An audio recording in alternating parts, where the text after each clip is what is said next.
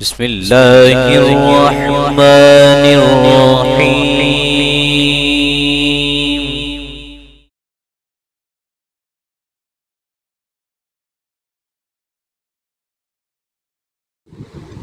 بسم اللہ الرحمن الرحیم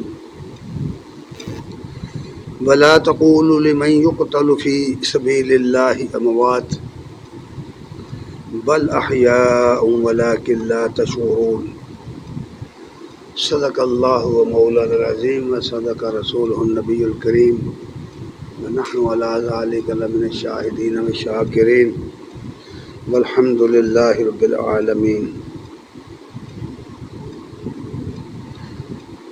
السلام علیکم ورحمۃ اللہ وبرکاتہ۔ ہر قسم کی حمد و ثنا کے لائق اللہ جل شانہ کی ذات عظیم ہے، اور بے بہا درود و سلام محمد رسول اللہ صلی اللہ علیہ وآلہ وسلم پر اور آپ کی آل و اصحاب پر۔ حضرات گرامی قدر، یہ اللہ تعالیٰ کا بہت بڑا احسان ہے ان لوگوں پر جنہوں نے اسلام کو، اس دین کو سمجھ کر اختیار کیا ہے۔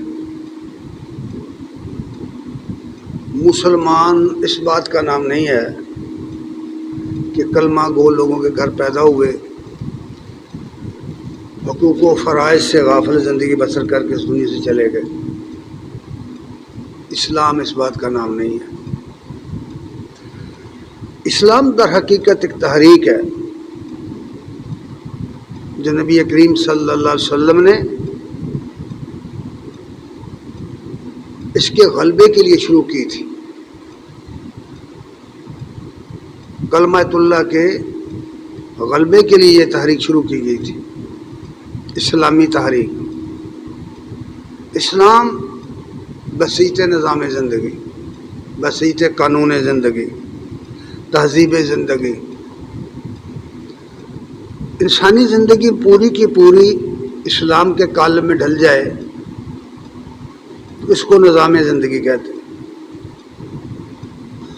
اور انسانی معاشرہ کس طرح کا تشکیل دیا جائے کہ جس کے اندر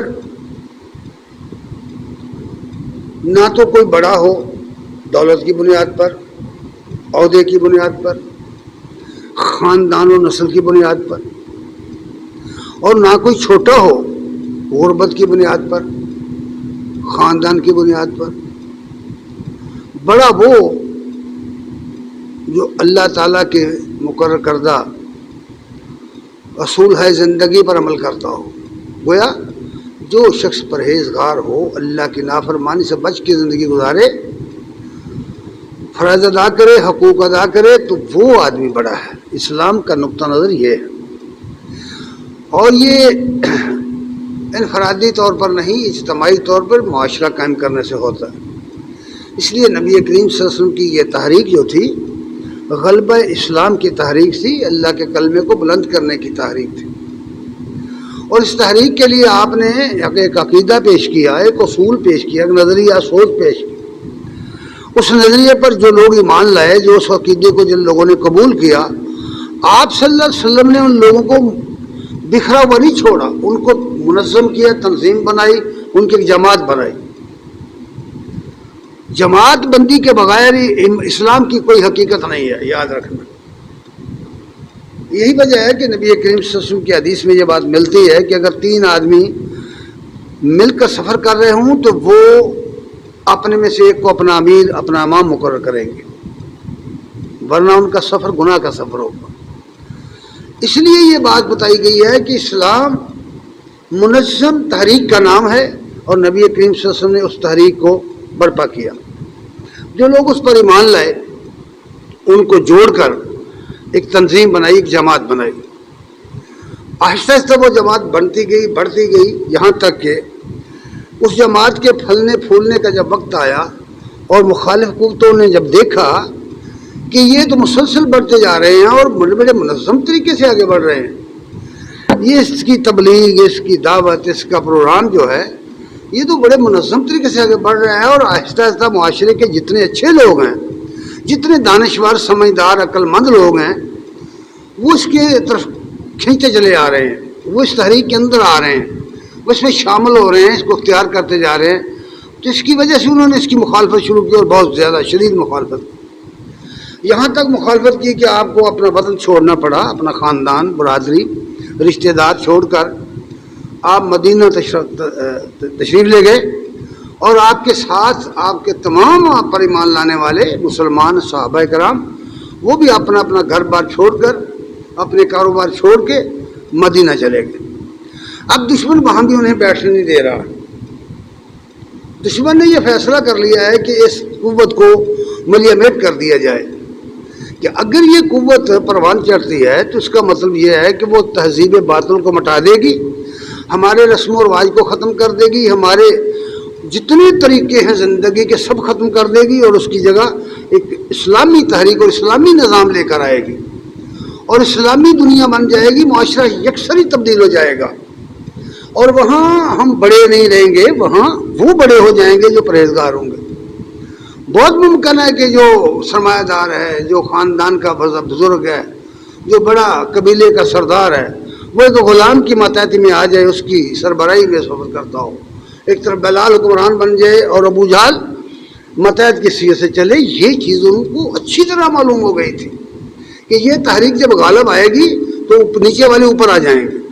وہ نہیں چاہتے تھے، وہ اپنی تجارت کو نہیں چھوڑنا چاہتے تھے، اپنی عدالت کو، اپنی سیاست کو، اپنی سارا جو نظام زندگی تھا اس کو ترک نہیں کرنا چاہتے تھے. یہی وجہ تھی کہ سہیل بن عمر نے کہا تھا کہ اگر ہم محمد رسول اللہ مان لیں تو پھر تو ہماری پوری زندگی ادھر جائے گی، ساری کی ساری زندگی تبدیل ہو جائے گی، کرنی پڑے گی، اور محمد صلی اللہ علیہ وسلم کو حاکم ماننا پڑے گا.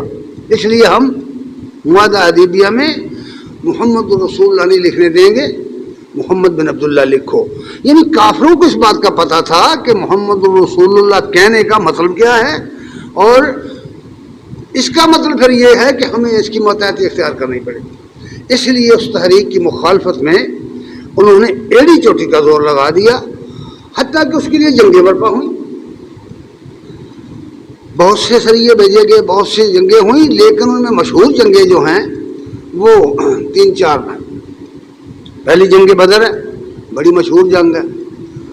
آج تک لوگ اس کا تجزیہ کر رہے ہیں کہ کیا وجہ ہوئی کہ 300 آدمی 1000 پر کیسے غالب آ گیا، اور نہتے لوگ، بالکل ان کے پاس ہتھیار بھی نہیں ہیں، اور ان کے پاس مکمل ٹریننگ بھی نہیں ہے جنگ لڑنے کی، اور مقابلے میں بڑی سخت قوت ہے، 1000 آدمی ہے، مسلح ہے، گھوڑوں پر سوار ہے، اونٹ ہیں، دنیا کی ساری چیز ان کے پاس ہے، سرمایہ پورا ہے. مقابلے میں جو لوگ ہیں وہ بالکل نہتے ہیں، ان کے پاس نہ کھانے کے لیے کچھ ہے، نہ پینے کے لیے کچھ ہے. یہ ساری چیزیں جب لوگ دیکھتے ہیں تو حیران ہوتے ہیں کہ وجہ کیا بنی. حقیقت یہ ہے کہ جن لوگوں نے دین کو سوچ کر سمجھ کر قبول کیا تھا انہیں اس کے انجام کا پتہ تھا. وہ جانتے تھے کہ اگر ہم نے فتح حاصل کی تو ہمیں اللہ تعالیٰ نعمتوں سے، اپنی مال غنیمت سے نواز دے گا، اور اگر ہم شہید ہو گئے اس راستے میں تو ہمیں جنت ملے گی، رب تعالیٰ کی خوشنودی ملے گی. یہ وہ یقین تھا، یہ وہ ایمان تھا جس نے ان تھوڑے لوگوں کو بڑی فوجوں سے ٹکرا دیا اور وہ غالب آ گئے.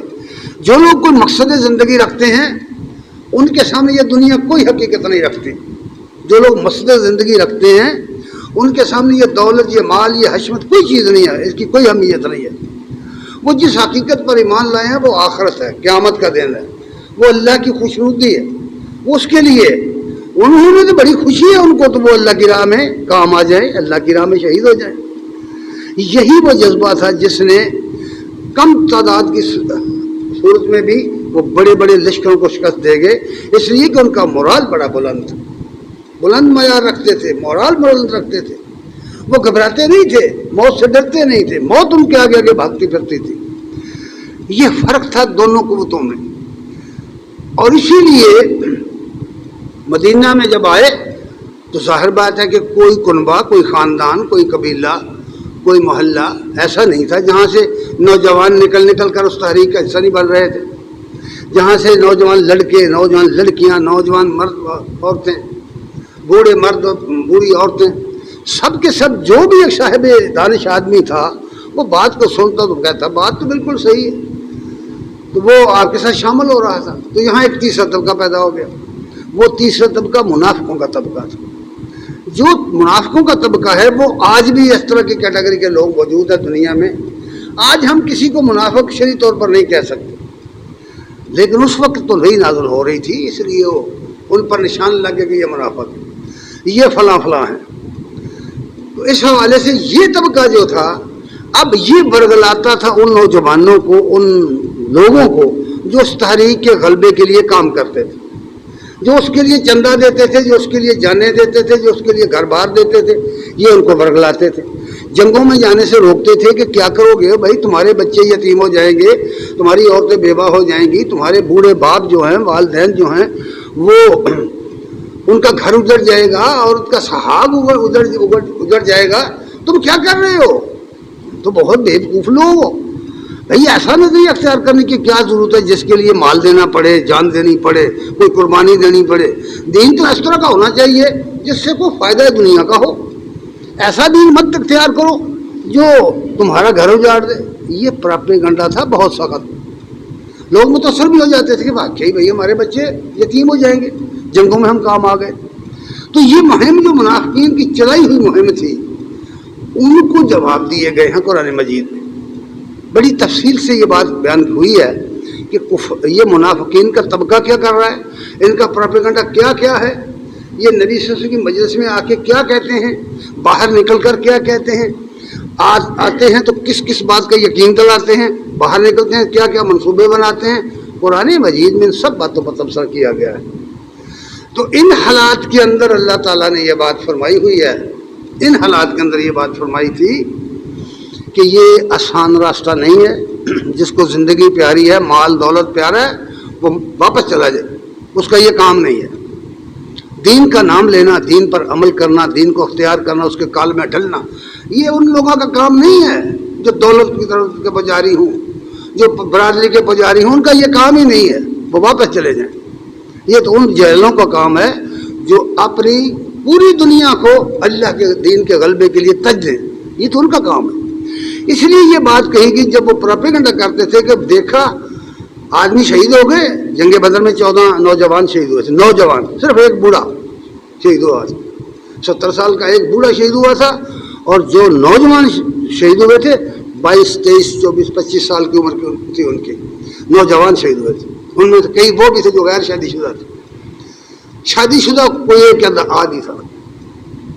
اور اس طرح جنگ احد میں 70 صحابہ شہید ہوئے تھے، بڑے بڑے جنہوں کے صحابہ شہید ہوئے تھے، ان کے بچے رہ گئے، ان کی بیویاں رہ گئی، ان کے گھر اجڑ گئے۔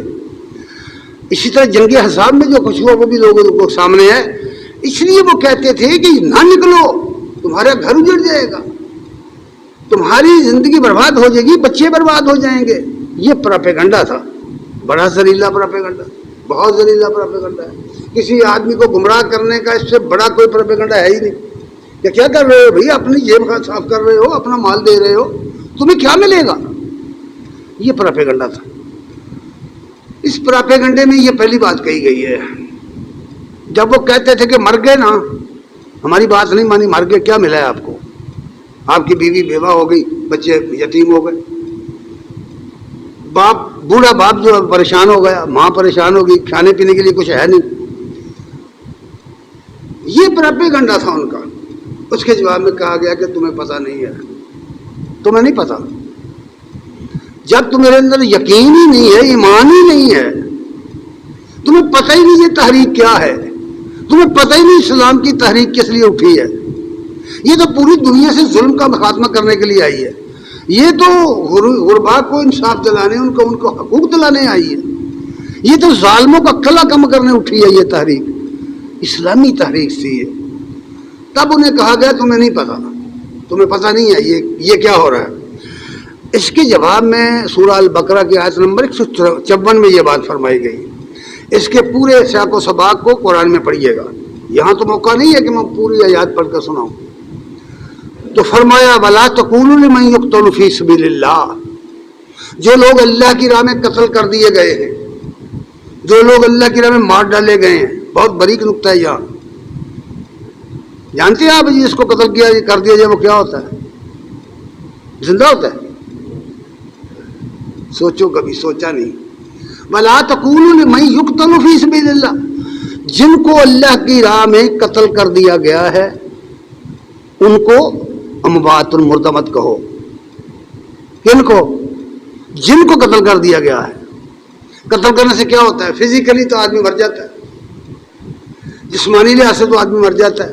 کہاں کسی کی روح کی بات نہیں ہو رہی کہ وہ مر گیا اور روح زندہ ہے، اس طرح کی کوئی بات نہیں. یہ جتنی باتیں ہیں بات بناوٹی باتیں بنائی گئی ہیں بعد میں، کہ ان کی روحیں ہیں، ان کی روحیں سب پرندوں کے کالم میں ہیں، وہ چگتی ہیں، چرتی ہیں، چگتی ہیں. یہ بناوٹی باتیں ہیں. اور نام لگا دیا رسول اللہ صلی اللہ علیہ وسلم کے کہ رسول اللہ صلی اللہ علیہ وسلم نے ایسا فرمایا. بھائی قرآن ہمیں ہمارے پاس ہے، قرآن کہہ رہا ہے کہ یہ جو قتل ہوا ہے نا، یہاں قتل ہو کر کے جو مار ڈالا گیا ہے اس کو مردہ مت کہو. اس کو کہا گیا ہے، اس کو مردہ نہ کہو. یہ اس کو مردہ کہنے اس کی توہین ہے. اس نے جو قربانی دی ہے اللہ کے لیے، اس نے جو قربانی دی ہے غلبہ اسلام کے لیے، اس کی یہ قدر ہے کہ اس کو مردہ سمجھا جائے؟ نہیں، یہ زندہ ہے. بل احیاء، یہ زندہ ہے. سمجھ آئی ہے کہ نہیں آئی؟ نہیں، بالکل نہیں. پھر کیا وجہ ہے کہ اگر یہ اس کی باڈی قتل ہو گئی ہے، اس کی جان نکل گئی ہے، اس کی پراپرٹی تقسیم ہو جائے گی، اس کے بچے یتیم ہو گئے ہیں، اس کی بیوہ دوسرا نکاح کرے گی، اس کا تجہیز و تکفین اسی طرح ہوگا جس طرح میت کا ہوتا ہے، اس طرح اس کی قبر نکالی جائے گی، اسے دفن کیا جائے گا. کل اسی طرح یہ قیامت کے دن اٹھ کر آئے گا جس طرح دوسرے لوگ اٹھیں گے. فرق کیا ہے؟ معلوم ہوا کہ یہاں کوئی نقطہ ہے جسے سمجھنا چاہیے. یہ کیوں شہید کہا گیا؟ یہ لفظ شہید جو ہے یہ بھی احتراماً کہا گیا. شہید قرآن مجید میں قتل ہونے والوں کو شہید نہیں کہا گیا، قتل کا لفظ استعمال ہوا ہے ہر جگہ. سورہ آل عمران کی آیت جو آگے آئے گی اگلے خطبے میں، اس میں بھی یہی کہا گیا کہ ان کو مردہ نہ کہو جو قتل کر دیے گئے ہیں، فزیکلی مر چکے ہیں. فرمایا ان کو مردہ نہ کہو. بل احیاء، یہ زندہ ہے، بلکہ یہ زندہ ہے. ولکن لا تشعرون، لیکن تمہیں شعور نہیں ہے. کن کو کہا ہے؟ مسلمانوں کو نہیں کہا. بھائی اس کے مخاطب مسلمان ہے ہی نہیں. مسلمان تو جانے دے رہے ہیں، مسلمان تو قربانیاں کر رہے ہیں. وہ تو پوری یقین کے ساتھ کہ ہمیں جنت ملے گی، پورے یقین کے ساتھ کہ ہم فتح یاب ہوں گے، پورے یقین کے ساتھ کہ اس دنیا میں بھی سرخرو ہوں گے، آخرت میں بھی سرخرو ہوں گے. وہ تو یقین کے ساتھ قربانیاں دے رہے ہیں. وہ تو پورے شعور کے ساتھ یہ جنگ لڑ رہے ہیں. وہ تو پورے شعور کے ساتھ آئے ہیں. وہ لاشعوری حالت میں نہیں آئے، وہ بے سمجھی میں نہیں آ گئے. بے سمجھی میں، ناسمجھی میں اتنی بڑی قربانی آدمی نہیں دے سکتا. جان اور مال کی قربانی نہیں دے سکتا آدمی ناسمجھی میں. آدمی سمجھ کر کسی چیز کو اختیار کرتا ہے تب قربانی دیتا ہے. کوئی خاص مقصد ہوتا ہے، کوئی بڑا مقصد اس کے سامنے ہوتا ہے، وہ اپنے نسب العین کے لیے قربانی کرتا ہے. اس لیے وہ لاشعوری طور پر نہیں آئے تھے. جنہیں شعور نہیں تھا وہ منافقین کا گروہ تھا، جو کہتے تھے کہ کیوں مر رہے ہو، کیوں اپنے بچوں کو یتیم کر رہے ہو. انہیں کہا گیا تمہیں کیا خبر یہ تحریک اسلامی کیا ہوتی ہے، غلبہ اسلام کیا ہوتا ہے، دین اسلام کیا ہے، اس کی اہمیت کیا ہے، اس کا انجام کیا ہے، اس کے نتائج کیا ہے، تمہیں کیا خبر، تم بے شعور لوگ ہو. یہ بات ہے جو کہی گئی ہے. ولکن لا تشعرون، تمہیں شعور نہیں ہے، اس تحریک کی غائب کا تمہیں شعور نہیں ہے. تمہیں اس بات کا پتہ نہیں ہے کہ علیہ کلمۃ اللہ کی یہ تحریک کا نتیجہ کیا نکلنے والا ہے. جن کو یقین ہے، جن کو ایمان آ گیا ہے، وہ اپنی جانیں دے رہے ہیں اور وہ زندہ ہے. ان کا کریکٹر زندہ ہے، ان کی زندگی کا ایک ایسا مینارہ نور بنا ہے جو اس کے پیچھے آنے والوں کے لیے راہ ہدایت بن جائے گا. یہ ہے بات جو یہاں کہی گئی.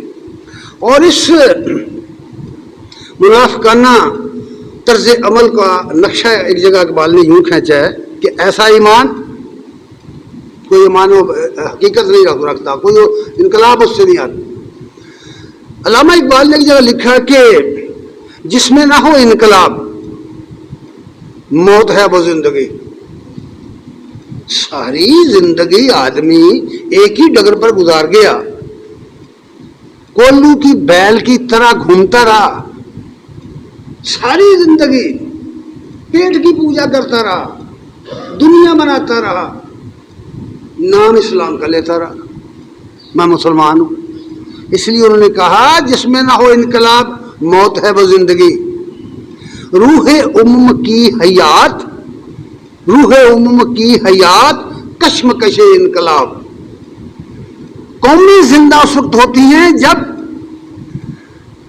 ایمان لا کر کے لوگ قربانیاں دیتے ہیں۔ اسی لیے کہتے ہیں کہ شہید کی جو موت ہے قوم کی حیات ہے، اسی لیے کہا گیا ہے یہ بات۔ آج دنیا میں کتنی مسلمان ہیں شرقاً غرباً شمالاً جنوباً، کن لوگوں کی وجہ سے آج جتنی عزت ہے اسلام کی، میں مسلمانوں کی بات نہیں کر رہا، اسلام کی بات کر رہا ہوں۔ مسلمانوں کی تو اس وقت کوئی عزت نہیں ہے دنیا میں۔ اسلام کا جو غلبہ ہے، اسلام کی اخلاقی قوت جو ہے، اور دنیا میں آج بھی اسلام لوگوں کو متاثر کر رہا ہے، قرآن متاثر کر رہا ہے، لوگ مسلمان ہو رہے ہیں۔ آپ دیکھتے ہیں، آپ ٹی وی سنتے ہیں، آپ میڈیا پر دیکھتے ہیں، یورپ کے لوگ مسلمان ہو رہے ہیں، گورے مسلمان ہو رہے ہیں، ہندو مسلمان ہو رہے ہیں، افریقہ کے لوگ مسلمان ہو رہے ہیں۔ کون؟ وہ جو غور کرتے ہیں، وہ جو پڑھتے ہیں، وہ جو اللہ کی کتاب پڑھتے ہیں، وہ ہو رہے ہیں، دوسرے نہیں ہو رہے۔ تو اس لیے اسلام کی بات کر رہے ہیں کہ قوموں کی حیات جو ہے وہ اس قربانی کے نتیجے میں آج بھی بدر کے اندر جو خون بہہ گیا تھا، آج بھی اس انقلاب کی بنیادوں میں وہی خون ہے۔ وہ جو احد کے شہید تھے ان کے خون کی ساری یہ لالی نظر آ رہی ہے آپ کو۔ دنیا کے اندر جو انقلاب آیا اسلام کا، وہ اس خون دینے والوں کے خون سے آیا تھا، اور جب سے ہم نے وہ راستہ چھوڑا ہمیں کوئی پوچھتا ہی نہیں ہے، کوئی حیثیت ہی نہیں ہے مسلمانوں کی دنیا میں۔ اس لیے وہ کہتے ہیں روح امم کی حیات کشمکش انقلاب، صورت شمشیر ہے دستے قضا میں وہ قوم، کرتی ہے جو ہر زمان اپنے عمل کا حساب۔ جو شخص اپنے عمل کا حساب کتاب نہیں کرتا، آپ حساب کتاب کیا ہے؟ ایک دن آپ جب رات بیڈ پر جائیں سونے کے لیے، ایک منٹ اپنی زندگی کو دیکھیں کہ جب آپ صبح اٹھے تھے سونے کے وقت تک آپ نے خدا کا کام کون سا کیا اور دنیا کا کون سا کیا۔ آپ اپنی زندگی کا موازنہ کر کے دیکھیں گے، آپ کا ضمیر کہہ دے گا آپ کو کہ آپ فیل ہو گئے۔ آپ نے اللہ کے لیے کچھ بھی نہیں کیا، اپنے مالک کے لیے، خالق کے لیے، جس کی زمین پر رہتے ہو، جس کی ہوا کھاتے ہو، جس کی دی نعمتیں کھاتے ہو، اس کے لیے کچھ بھی نہیں کیا تم نے۔ تم خود تمہارا ضمیر کہے گا، دیکھو تو ہی کسی دن کر کے اپنے عمل کا ہر زمان حساب کر کے تو دیکھو، پتہ چلے کیا ہے۔ ظاہر ہم بڑے پکے مسلمان ہیں، بڑے بہادر مسلمان، نقش ہیں سب ناتمام ہونے جگر کے بغیر، نقش ہیں ناتمام ہونے جگر کے بغیر، نغمہ ہے صدائے خام ہونے جگر کے بغیر۔ یہ نعرے جو ہیں کسی کام نہیں آئیں گے، یہ نغمے کسی کام نہیں آئیں گے اگر خون جگر نہیں دیا، اگر وہ قربانی نہیں دی، یاد رکھنا کسی کام نہیں آئیں گے۔ حضرات اکرام قدر، انسان کو اللہ نے اس طرح کا بنایا ہوا ہے جس کے اندر جذبات ہیں، اس کے اندر خواہشات ہیں، اس کے اندر بھائی خیالات ہیں، اور ان خیالات کو، ان جذبات کو، ان خواہشات کو تحریک دینے کے لیے ساتھ ہی ایک دشمن بیٹھا ہے جس کو شیطان کہتے ہیں۔ یہ شیطان انسانوں میں بھی ہے اور جنوں میں بھی، اور جنوں کے شیطان اتنے خطرناک نہیں ہیں جتنے خطرناک انسانوں کے شیطان ہیں۔ انسانوں میں سے جو لوگ شیطان ہیں جتنے وہ خطرناک ہیں، کسی اہل ایمان کے لیے جنوں کے شیطان نہیں ہیں، یاد رکھنا۔ یہ پتہ نہیں کیوں لوگ بھول گئے، لوگ شیطان کو گالی دیتے ہیں، سمجھتے ہیں کہ وہ جنوں والا شیطان ہے۔ اصل دشمن وہ شیطان ہے جو انسانوں میں سے ہے۔ پڑھی تو سی ہے نا، قرآن کو تو پڑھے نا، پھر پتہ چلے۔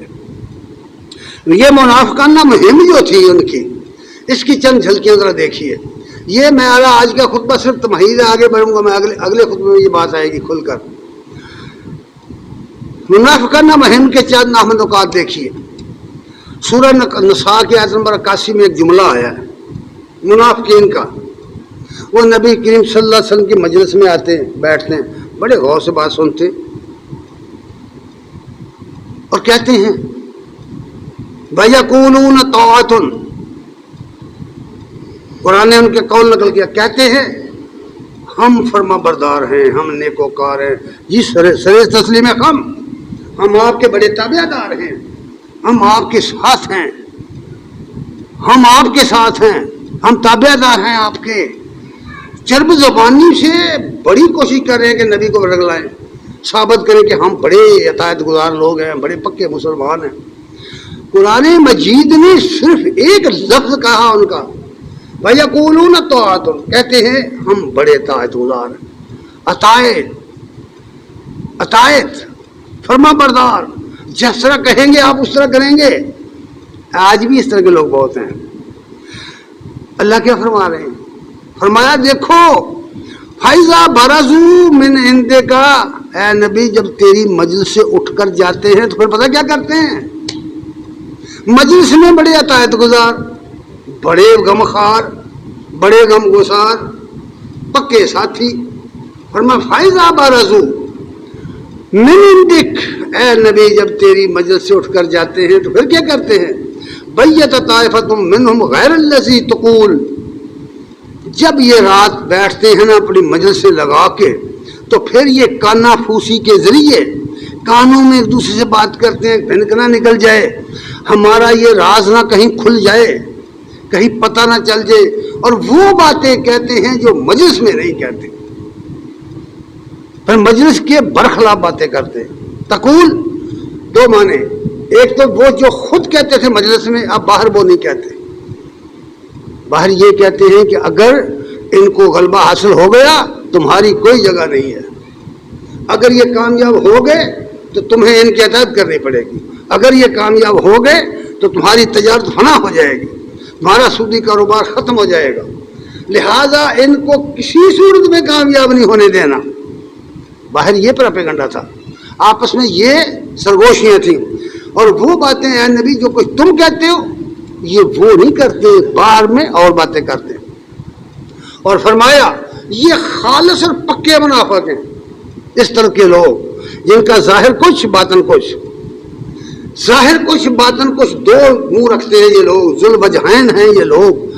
اب دیکھیے کیا فرمایا، جو پکے خالص اور پکے منافق فرمایا ہے۔ اب نشانیاں بتائیں ان کی، نشانیاں دو چار آیات سنو، ذرا غور سے سنو۔ سورہ البقرہ کی آیت نمبر 8 تا 10، وَمِنَ النَّاسِ مَن يَقُولُ آمَنَّا بِاللَّهِ وَبِالْيَوْمِ الْآخِرِ وَمَا هُمْ بِمُؤْمِنِينَ۔ اللہ کا یہ کلام ہے نا، اللہ کا کلام ہے نا۔ اللہ کیا فرما رہے ہیں؟ اللہ چونکہ باطن سے باخبر ہے، ہر شخص کے باطن کو اللہ جانتا ہے، اس لیے فرمایا اے نبی بہت سے لوگوں میں سے ایسے بھی ہیں جو کہتے ہیں کہ ہم اللہ کو مانتے ہیں، قیامت کے دن کو مانتے ہیں، اللہ کو مانتے ہیں، قیامت کے دن، تو کیا ہم مسلمان نہیں ہیں؟ ہم کلمہ گو نہیں ہیں؟ آج بھی کسی کو چھیڑ کر دیکھو، وہ کہے گا تو بڑا مسلمان ہے مجھ سے، کیا میں مسلمان نہیں ہوں؟ قرآن کہہ رہا ہے کہ لوگوں میں سے وہ لوگ بھی ہیں جو کہتے ہیں کہ ہم آمنا باللہ وبالیوم الآخر، کہ ہم اللہ کو مانتے ہیں، قیامت کے دن کو مانتے ہیں۔ فرمایا وما ہم بمومنین، یہ نہیں کہا وما ہم مومنین، یہ نہیں کہا وما ہم بمومنین، یہ مومنوں کے ساتھ والے نہیں ہیں، یہ مومنوں کے ساتھ نہیں ہیں، یہ منافق ہے، یہ اوپر کچھ اور کہتے ہیں، دل میں کچھ اور ہے، دل میں کھوٹ ہے، اس کا ذکر اگلی آیت میں فرمایا ہے بھائی یہ مومن نہیں ہے، ان سے دھوکہ مت کھاؤ، ان کو پہچانو، یہ دنیا پرست لوگ ہیں، یہ دھوکہ دینے والے لوگ ہیں۔ اللہ فرماتے ہیں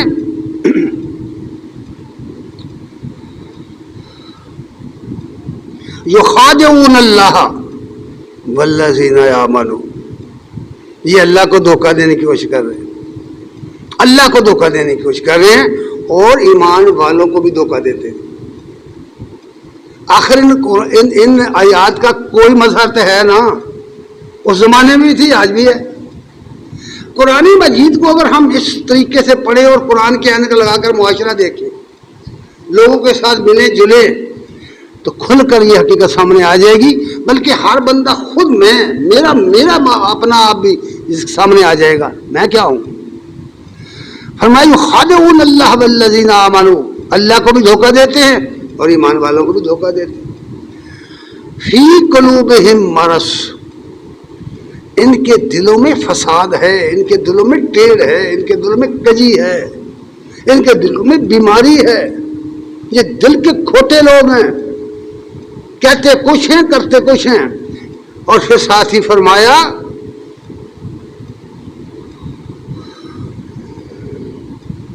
وَمَا يُخَادِعُونَ إِلَّا أَنفُسَهُم، اللہ نے فرمایا یہ اپنے آپ کو دھوکہ دے رہے ہیں، نہ اللہ کا کچھ بگاڑ سکتے نہ اہل ایمان کا، یہ خود دھوکے میں پڑے ہوئے ہیں۔ ان کے شیطان نے، ان کے نفس نے، ان کی خواہشات نے ان کو رائے حق سے ہٹا کر کے غیر اللہ کی پوجا پر لگا دیا ہے، دولت پرست بنا دیا ہے، نفس پرست بنا دیا ہے، انا پرست بنا دیا ہے۔ یہ خود پرست ہو گئے ہیں، خود غرض ہو گئے ہیں یہ لوگ، اور لوگوں کو دھوکہ دے رہے ہیں، حالانکہ خود اپنے آپ کو دھوکہ دے رہے ہیں۔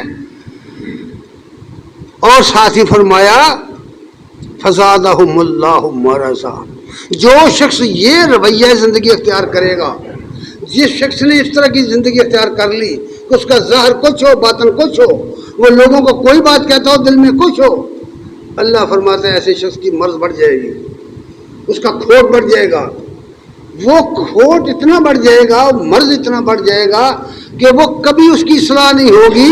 اور ساتھ ہی فرمایا وَلَهُمْ عَذَابٌ أَلِيمٌ، ایسے لوگوں کے لیے دردناک عذاب ہے، دردناک عذاب ہے۔ اور پھر ساتھ فرمایا بما کانوا یکذبون، کیوں ایسا عذاب کیوں ملا، سبب کیا، سبب بیان کیا ہے کہ جو لوگ جھوٹ بولتے ہیں وہ اپنے اندر عذاب بھگتتے ہیں، عذاب ان کے اندر یہ خدشہ پیدا ہو جاتا ہے کہ کہیں میرا جھوٹ کھل نہ جائے، کہیں میرا جھوٹ پکڑا نہ جائے۔ وہ دانشور کہتے ہیں نا کہ بھئی ایک جھوٹ کو چھپانے کے لیے 100 جھوٹ بولنا پڑتا ہے، پھر جھوٹ کی دنیا شروع ہو جاتی، پھر جھوٹ پہ جھوٹ، جھوٹ پہ جھوٹ، ہر وقت جھوٹ، ایسا جھوٹ بولتے ہیں کہ حتیٰ کہ اللہ فرماتے ہیں لعنت اللہ علی الکاذبین، کیسے جھوٹوں پر اللہ کی لعنت۔ سورہ آل عمران میں فرمایا لعنت اللہ علی الکاذبین، اللہ جھوٹوں پر لعنت۔ اب نبی کریم صلی اللہ علیہ وسلم نے سب سے بڑی جو بات کہی ہوئی ہے وہ یہ ہے کہ مومن بندہ چوری کر سکتا ہے، کوئی برائی کر سکتا ہے۔ جب پوچھا گیا جھوٹ، فرمایا مومن کا یہ کام ہی نہیں ہے، مومن جھوٹ نہیں بولتا۔ یہ مسلم کی بڑی مشہور حدیث ہے کہ نبی صلی اللہ علیہ وسلم نے فرمایا 4 علامتیں منافق کی، 4 پکی علامتیں ہیں۔ ایک یہ کہ جب بھی بات کرے جھوٹ بولے، دوسری یہ کہ جب بھی وعدہ کرے پورا نہ کرے، تیسری یہ کہ جب بھی اسے امانت دیجیے خیانت کرے، اور چوتھی یہ کہ جب مخالف سے لڑے تو گالی دے۔ سنائیے جناب، ذرا اس حدیث کو فٹ کریں نا اپنے معاشرے پر، اپنے حکمرانوں پر، اپنے لیڈروں پر، اپنے لوگوں پر، خود اپنے آپ پر دیکھو تو صحیح اس آئینے میں کہ یہ ہمارا معاشرہ ہے کیسا، کس بھلیکے میں پڑے ہوئے ہیں ہم لوگ، کس غلط فہمی میں پڑے ہوئے ہیں ہم لوگ۔ قرآن اور سنت کی تعلیم کیا ہے، قرآن اور حدیث کی تعلیم کیا ہے، اور ہمارا عمل، ہمارا کریکٹر کیا ہے۔ اس لیے اللہ تعالیٰ نے فرمایا کہ اس جھوٹ کی وجہ سے یہ عذاب میں مبتلا ہے، اس دنیا میں بھی دن رات اسی خدشہ، یہی بیماری اور یہی ڈر لگا ہوا ہے کہ کہیں میرا جھوٹ نہ کھل جائے۔ کیا ڈر لگے آدمی، خوف کی زندگی بسر کرے آدمی، کیا سمجھے آپ عذاب نہیں ہے، اطمینان کی زندگی نہیں ہے، سکون کی زندگی نہیں ہے۔ اس لیے فرمایا گیا کہ یہ جھوٹ بولتے ہیں، اس وجہ سے ان کے لیے دردناک عذاب ہے۔ دوسری جگہ فرمایا سورہ بقرہ ہی کی آیت نمبر 14 میں یہ بات فرمائی وَإِذَا لَقُوا الَّذِينَ آمَنُوا، پکی علامت بیان کر دی منافقوں کی۔ وَإِذَا لَقُوا الَّذِينَ آمَنُوا، جب یہ ایمان والوں سے ملتے ہیں، جب یہ اے مومنوں تمہیں ملتے ہیں، جب یہ اہل ایمان سے ملتے ہیں، قالوا کہتے ہیں آمنا، ہم بھی مومن ہیں، ان سے کہتے ہیں ہم بھی ایمان والے۔ وَإِذَا خَلَوْا إِلَىٰ شَيَاطِينِهِمْ، اور جب اپنے شیطانوں کے پاس جاتے ہیں، کون ہے شیطان؟ جنوں کے پاس جاتے ہیں، بھائی سوچو تو صحیح تھا، وہ کیا جنوں کے پاس جاتے ہیں؟ کوئی جنوں کی جماعت تھی وہاں؟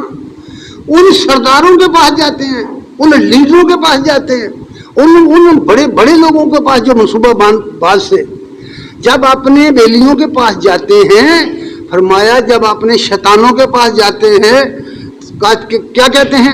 قالوا انا معکم، ان سے کہتے ہیں ہم تو تمہارے ساتھ ہیں۔ کیوں بھائی؟ میں صرف یہ پوچھنا چاہوں گا کہ کیا اس کیٹیگری کے لوگ آج بھی دنیا میں ہیں یا نہیں؟ ہمارے معاشرے میں ہیں یا نہیں ہیں؟ کہیں ہم ہی تو نہیں۔ ہمیں سوچنا ہوگا کہ میرے اندر اگر یہ بیماری ہے تو مجھے بچنا پڑے گا، ورنہ سیدھا جہنم۔ اس لیے فرمایا جب ان سے ملتے ہیں اپنے شیطانوں کے پاس جاتے ہیں۔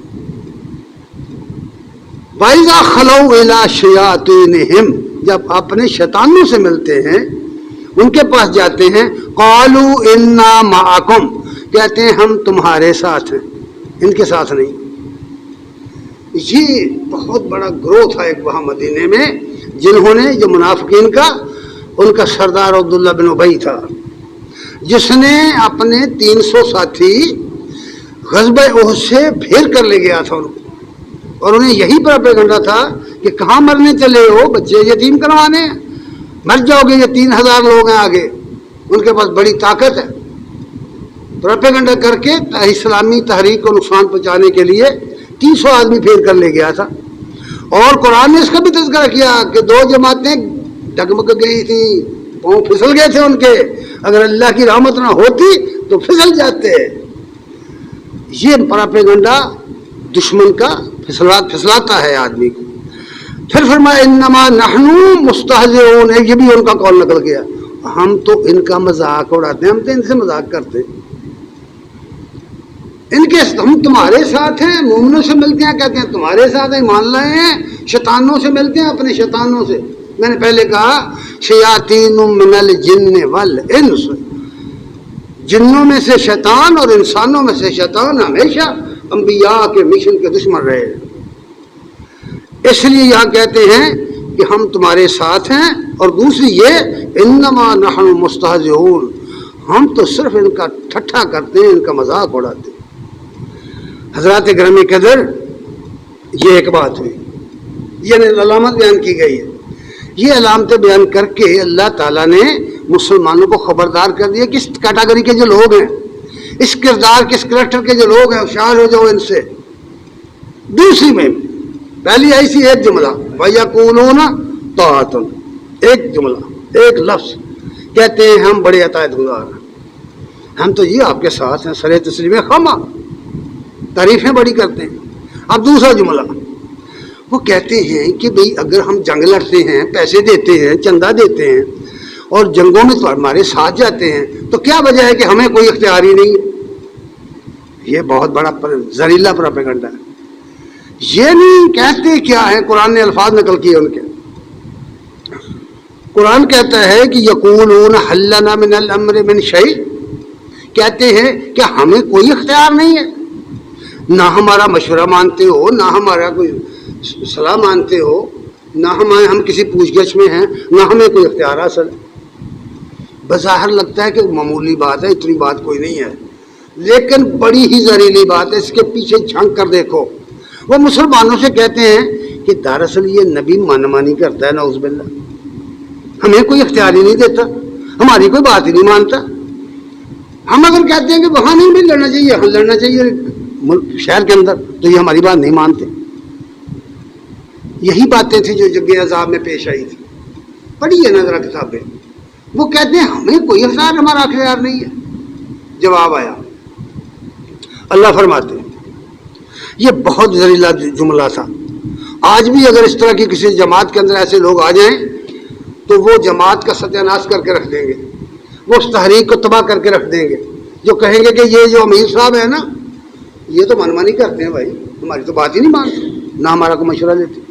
حالانکہ جواب انہیں یہ دیا گیا قل ان الامر کلہ للہ، اے نبی ان سے کہہ دو اختیار سارے کا سارا اللہ کے پاس ہے، اللہ کے پاس جس چیز میں وحی آئے گی، جس چیز کا حکم وحی کے ذریعے آئے گا، اس میں کوئی مشورہ نہیں ہے، اطاعت کرنا پڑے گی، اللہ رسول کی اطاعت کرنا پڑے گی۔ جس میں کوئی وحی کی ہدایت نہیں آئی اس میں مشاورت ہوگی، باقاعدہ حکم آ گیا کہ اے نبی اپنے بعض امور میں ان کے ساتھ مشورہ کرو، پھر اللہ پر توکل کر کے کام کرو۔ لیکن جو بات حکم وحی سے آئے اس میں کوئی مشورہ نہیں۔ قل ان الامر کلہ للہ، ان سے کہہ دو کہ یہ اختیار تو بھائی اللہ کا ہے، یہ تو نبی کا اختیار بھی نہیں ہے، اللہ کا اختیار ہے۔ اللہ کا حکم ہے، جس طرح ہوگا نبی اسی طرح اس پر عمل کرے گا، کروائے گا۔ یہ جواب آیا، اور اس لیے کہ یہ پروپیگنڈا اس لیے تھا کہ بہت سے لوگوں کو اپنے مفادات عزیز تھے، اپنی خواہشات عزیز تھی، خواہشات ہمیشہ خراب کرتی، پھر وہ پروپیگنڈا کرتے ہوئے اپنے ساتھیوں سے، برادری سے، بھائیوں سے، رشتہ داروں سے، دوستوں سے، ملنے جلنے والوں سے یوں بھی کہتے تھے، یقولون، ان الفاظ پر غور رکھو، کہتے ہیں لو کان لنا من الامر شیء، اگر ہمارا کچھ اختیار چلتا، اگر ہمیں کوئی اختیار ملتا، ما قتلنا ہاہنا، تو ہم یہاں قتل نہ ہوتے۔ بھائی جنگ احد میں شہید ہوئے نا صحابہ، بدر میں ہوئے، دیگر جنگوں میں بھی ہوئے ہیں، کئی مواقع یہاں صحابہ شہید ہوئے۔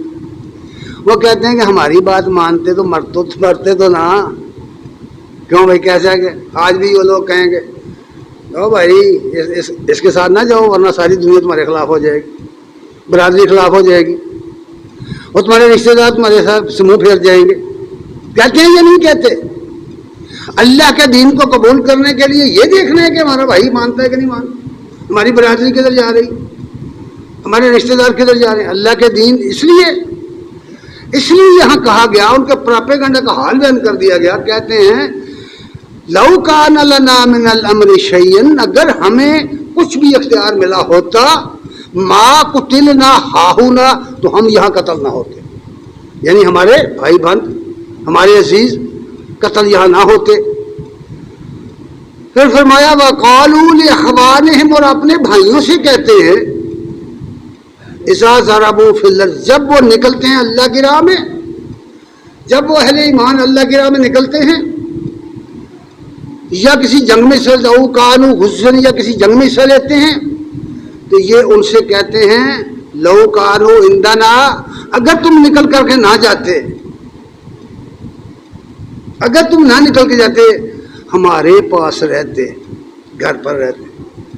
یہی ہے نا ہمارا عقیدہ، بھائی گھر سے نہ جاتا تو نہ مرتا۔ تمہیں کیسے نے کہا ہے یہ کہ گھر سے نہ جاتا تو نہ مرتا؟ یہی جواب آنے لگا۔ ذرا سوچو، بہت اہم بات ہے یہاں کہی گئی۔ یہاں کہتے ہیں کہ اگر ہمارے پاس اندنا، ہمارے پاس رہتے، ما ماتوا وما قتلوا، نہ مرتے نہ قتل ہوتے۔ کیا کہا بھلا انہوں نے کہ اگر آپ گھر میں رہیں تو نہ مریں گے نہ قتل ہوں گے۔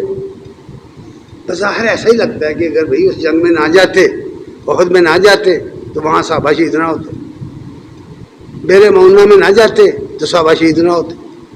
بظاہر یہی لگتا ہے نا، جنگ موطا میں نہ جاتے تو عبداللہ بن رواحہ اور عبداللہ بن اور جعفر طیار شہید نہ ہوتے۔ یہ اس طرح مان لیا جائے، یہ بات درست ہے؟ جواب سنو گے تو سمجھ آ جائے گی۔ اللہ تعالیٰ نے فرمایا،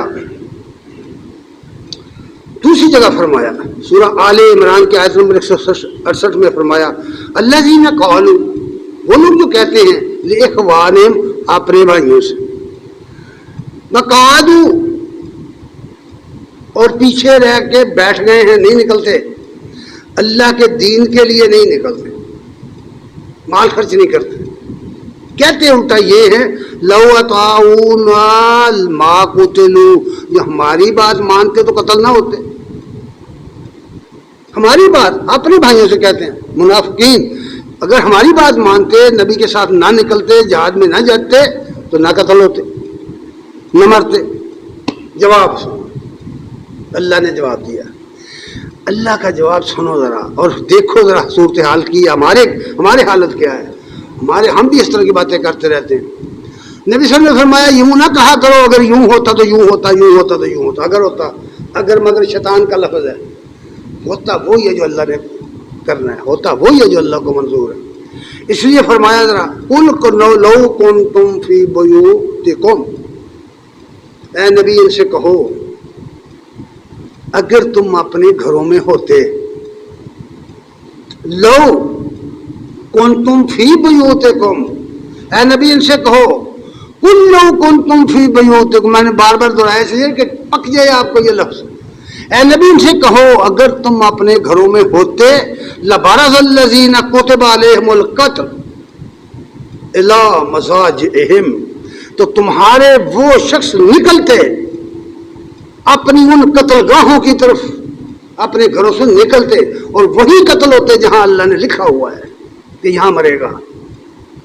کسی شخص کو پتہ نہیں ہے کب مرے گا، کہاں مرے گا، کس طریقے سے مرے گا، کسی کو پتہ نہیں ہے، کوئی نہیں جانتا اور موت کو روک نہیں سکتا کوئی۔ اس لیے فرمایا ان سے کہو کہ اللہ تبارک تعالی لبرز الذین کتب علیہم القتل، اللہ نے جن کا قتل ہونا لکھ رکھا ہے وہ نکلیں گے الی مضاجعہم، اپنے قتل گاہوں کی طرف، قتل ہو کے رہیں گے۔ اور کون نہیں ہوا؟ بڑے بڑے ہوئے، بڑے بڑے انتظام کیے لیکن ہوئے، دنیا کی تاریخ بتاتی ہے ہمیں۔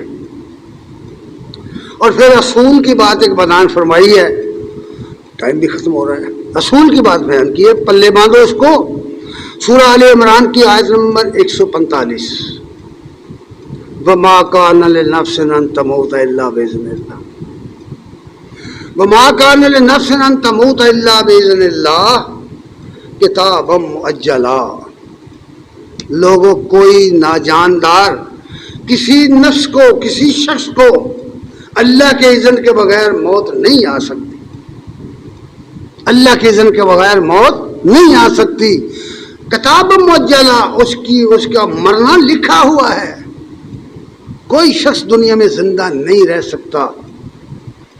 بزدلی کی موت مت مریے، بہادرانہ موت مرنا چاہیے، بے خوف ہو کے آگے نکلنا چاہیے۔ بزدلی سے موت نہیں ٹلتی، ڈرپوک ہو جانے سے موت نہیں ٹلتی، بھاگ جانے سے میدان سے موت نہیں ٹلتی۔ اس لیے مومن کی شان یہ بیان کی کہ مومن کی یہ شان نہیں ہے کہ وہ پشت دے کر میدان جنگ سے بھاگے، مومن کو صرف یہ بیان کی گئی ہے وہ دشمن کے مقابلے میں، بلکہ قرآن میں یہاں تک کہا گیا کہ ایک مسلمان مومن کو 10 کے مقابلہ کرنا ہوگا۔ اگر اس کا ایمان بالکل زیرو ہے، کمزور ہے، تو پھر بھی اس کو 2 کا مقابلہ کرنا ہوگا۔ یہ ہے ایمان کی حرارت۔ اس ایمان کی حرارت والے لوگوں کو اللہ نے فرمایا تم نہیں جانتے، تمہیں شعور نہیں ہے کہ انہوں نے کیسی بازی کھیلی ہے زندگی کی اور کیسا بڑا انعام پایا ہے کہ اللہ نے ان کے لیے تمغہ جاری کر دیا کہ یہ شہادت کی موت ہے، مردہ مت کہو، یہ زندہ ہے، ان کا کردار زندہ ہے، ان کا کریکٹر زندہ ہے، یہ زندہ ہے۔ حضرات گرامی قدر، اللہ تبارک تعالیٰ نے یہاں 2 باتیں بیان کی ہیں، 2 کمزوریاں بیان کی یہاں، ایک عقیدہ اور یقین کی کمزوری۔ جس آدمی کا عقیدہ درست نہیں ہے، مضبوط نہیں ہے، اسے یقین پختہ نہیں ہے، وہ ایسے مواقع سے ڈر کر بھاگ جاتا ہے، وہ دنیا پرست ہوتا ہے۔ اور دوسری یہ کہ دنیوی معاملات جو ہیں، مفادات جو ہوتے ہیں، وہ یہ سمجھتا ہے کہ یہ میری تدبیر پر ان کا انحصار ہے، وہ سمجھتا ہے میری تدبیر کا نتیجہ ہے، یہ میں جتنا کچھ کما رہا ہوں، میں بڑا بن گیا ہوں، یہ میری تدبیر کا نتیجہ ہے۔ قارون سے جب موسیٰ علیہ السلام نے کہا تھا نا کہ اللہ کا حق ادا کر، تو اس نے کہا کہ اللہ نے مجھے کیا دیا ہے، یہ تو میری اپنی ہنرمندی کا نتیجہ ہے کہ میں اتنا دولت مند ہو گیا ہوں۔ آج بھی لوگوں کا خیال یہ ہے کہ ہم اپنی ہنرمندی سے ہی فلاں فلاں فلاں بنے ہوئے ہیں، ایسا نہیں ہے۔ اس کے اسباب اللہ پیدا کرتا ہے، بندہ نہیں کرتا۔ جب بندہ ارادہ کرتا ہے تو وہ اللہ چاہے تو وہ ارادہ پورا ہوتا ہے، ورنہ نہیں ہوتا۔ کتنی باتیں ہیں ایسی کہ ہم ارادہ کرتے ہیں وہ ارادہ پورا نہیں ہوتا۔ اس لیے یہاں 2 کمزوریاں بیان کی گئی ہیں۔ اور پھر فرمایا لِيَجْعَلَ اللَّهُ ذَلِكَ حَسْرَةً فِي قُلُوبِهِمْ، ایسے لوگ جو ہیں ان کے دل حسرت سے بھر جاتے ہیں جب جو دنیا سے جاتے ہیں، جب آخر دنیا سے جانا ہے، جب وہ دنیا سے جاتے ہیں تو اللہ تبارک تعالیٰ نے فرمایا یعنی اس لیے کہ اللہ تعالیٰ اس چیز کو ان کے دلوں میں حسرت بنا کے رکھ دیتا ہے۔ حسرت، یہ حسرت کی زندگی، حسرت کی موت۔ اس لیے پھر آخر میں فرمایا لو کا یا ایھا الذین آمنوا لو تکونوا کالذین کفروا، اے ایمان والو ان لوگوں کی مانند نہ ہو جانا جو حق کے منکر ہیں، جن کے سامنے حق آیا، صحیح بات آئی لیکن نہیں مانی۔ لا تکونوا کالذین کفروا، ان لوگوں کی طرح نہ ہو جانا جو حق کا انکار کرنے والے ہیں۔ بات یہ نکلی کہ جب حق کی بات سامنے آئے، سچ آئے، باطل کا پتہ چل جائے کہ یہ بات غلط ہے، حق کو قبول کرے یار۔ اگر حق واضح ہو جانے کے بعد آدمی حق قبول نہ کرے تو وہ اس کیٹیگری میں چل جائے گا۔ یہ بات سمجھائی گئی، اور یہ بھی بات بتا دی کہ زندگی اور موت تمہارے اختیار میں نہیں ہے۔ واللہ یحیی و یمیت، زندگی بھی اللہ دیتا ہے، موت بھی اللہ دیتا ہے، یہ یقین پیدا کرو۔ واللہ بما تعملون بصیر، اور اللہ تعالیٰ تمہارے اعمال کو دیکھ رہا ہے، گویا اس کی نگاہ میں ہو تم، اس لیے سوچ کے سمجھ کے ذرا عمل کر کے آنا۔ انشاءاللہ اس آیت کا اگلا حصہ وَلَا تَقُولُوا لِمَن يُقْتَلُ فِي سَبِيلِ اللَّهِ پر بات پھر کریں گے اگلے جمعے میں انشاءاللہ۔ اللہ تعالیٰ ہمیں عمل کی توفیق دے اور سمجھنے کی توفیق دے۔ وآخر دعوانا ان الحمدللہ رب العالمین۔